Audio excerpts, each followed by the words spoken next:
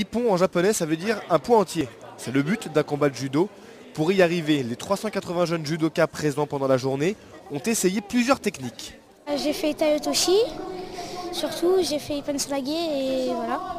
Tayotoshi on met la main derrière le dos et on met la jambe en barrage et on fait chuter. Et Ippensalage, on colle les épaules contre les épaules et on fauche la jambe. Pour son 7e interclub, le stade Saint-Germanois a invité 8 clubs des Yvelines, comme par exemple celui de Vernouillet ou de Chambourcy. Une compétition, certes, mais qui se veut avant tout conviviale. Oui, c'est une approche des rencontres sportives, mais avec des petits combats, des tirandories, où l'importance du résultat n'est pas primordiale, mais c'est plus la participation et le bon esprit. À la fin de la journée, chacun a eu son diplôme de participation. Les plus jeunes ont tous eu une récompense, et pour les plus grands, l'objectif était quand même d'aller chercher la médaille d'or. Je me trouve avec Hélène Combi, qui est la vice-présidente de la Ligue des Yvelines de judo. Donc Hélène, bonjour. Bonjour. Donc Hélène, parlez-nous de judo dans les Yvelines. Alors le judo dans les Yvelines, ça se développe sous différentes formes, aussi bien au niveau des pratiques pour les jeunes que pour les moins jeunes. Il y a notamment des nombreux stages qui sont organisés dans le cadre des compétiteurs, par exemple pour les cadets, les juniors, les minimes sur les temps de vacances. Les compétitions et les jeunes, c'est un projet, c'est un axe de projet par la Ligue.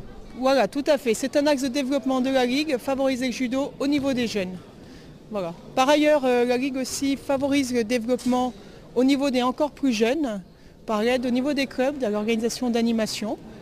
Donc d'animation, non pas compétition pour mettre un meilleur ou un moins bon pour obtenir un classement, mais véritablement une animation pour que les jeunes se fassent plaisir. Et au niveau, donc, pourquoi on dit Ligue des Yvelines? Parce que la Ligue en général c'est plutôt régional. Comment ça se fait que c'est une Ligue des Yvelines?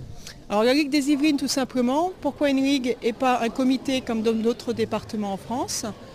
Parce que vu le nombre de licenciés qui a frôlé les 17 000 déjà cette année, si on compare à d'autres régions, ça correspond au nombre de licenciés dans une région. Donc en fait, en Île-de-France, chaque département est considéré comme une région ailleurs en France.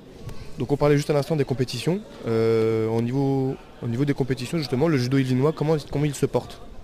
Alors, le judo yvelinois se porte fort bien.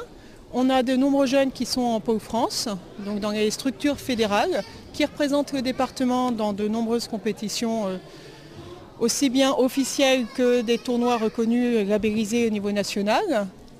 Et par ailleurs, on a aussi des podiums au niveau national et des représentants au niveau européen. Et vous êtes vous-même arbitre interrégional? Oui, tout à fait. Je suis arbitre interrégional depuis une vingtaine d'années. Et vous m'avez dit tout à l'heure qu'il y avait une nouvelle règle, une nouvelle loi en France? Oui, alors depuis le 1er septembre, c'est effectivement une nouveauté. Les Français ont proposé des changements de règles d'arbitrage à l'Union internationale de judo. Pour gagner, on est obligé de marquer des points beaucoup plus forts. Et par ailleurs, du coup, les pénalités aussi montent beaucoup plus rapidement. Donc c'est vraiment l'idée de favoriser l'attaque et un beau judo. Et c'est des règles qui a priori sont favorables pour le judo, puisque même la Fédération internationale parle peut-être de faire ces règles? Oui, alors tout à fait. Nous les appliquons depuis le 1er septembre. On a déjà eu l'opportunité, par exemple, comme le gros tournoi, le Paris-Kyoto, qui est organisé par la ville de Paris, de les mettre en application. Elles ont été vraiment extrêmement efficaces. Et effectivement, au niveau européen et international, ils envisagent de les suivre à partir du 1er janvier, c'est-à-dire dans quelques jours. Parfait. Donc Hélène, merci d'avoir été avec nous. De rien, c'est avec plaisir. Quant à nous, on se retrouve pour la suite du Journal des Sports.